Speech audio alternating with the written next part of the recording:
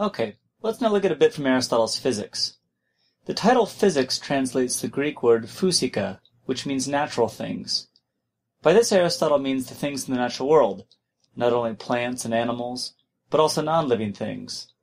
For Aristotle, these non-living things were composed of four basic elements: earth, air, fire, and water. What then do all these natural things have in common? According to Aristotle, every natural thing has within itself a principle of motion and of stationariness, and this, he says, is in respect of place, or of growth and decrease, or by way of alteration. What does he mean by this?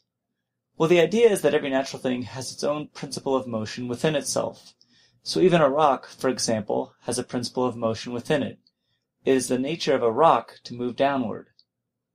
A plant has within itself the principles by which it grows from a seed to become an adult plant.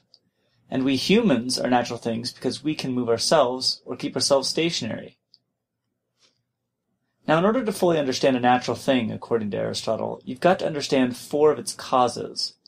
These four causes collectively explain why a natural thing, a rock, plant, or human, is the way it is. The four causes are as follows. There's what is often called the material cause, and this answers the question, what is the thing made of? There is the efficient cause, which answers the question, how did it come about to be that thing? There's also the formal cause, which answers the question, what kind of thing is it?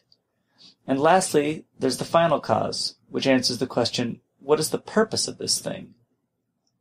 Aristotle thinks these four causes not only explain natural things, but also things that we make, like beds or sculptures.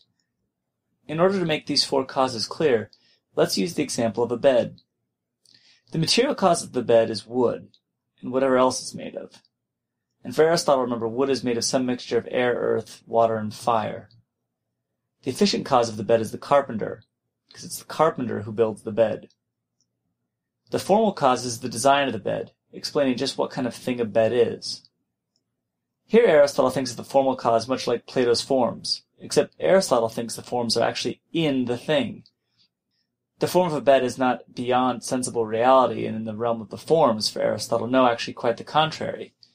The form is actually in the bed. Each bed has a form bedness in it. Okay, now the final cause of the bed is, of course, sleeping, because the purpose of a bed is for us to sleep on it. Now the four causes work similarly in the case of natural things, but with a few differences. Consider an acorn. What is the material cause of an acorn? As with the bed, its material cause is the wood. Okay, so what's the acorn's efficient cause then? Here the answer is a little complicated. On the one hand, we could say it was the oak tree that produced the acorn. On the other hand, we could say that the acorn is the cause of itself, because it is the acorn itself that causes it to be and grow one day into an oak tree.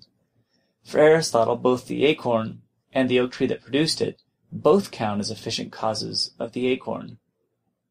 Now the formal cause is the oak tree, and this is such that if you know what kind of thing an oak tree is, what its form is, then you know what kind of thing the acorn is trying to become.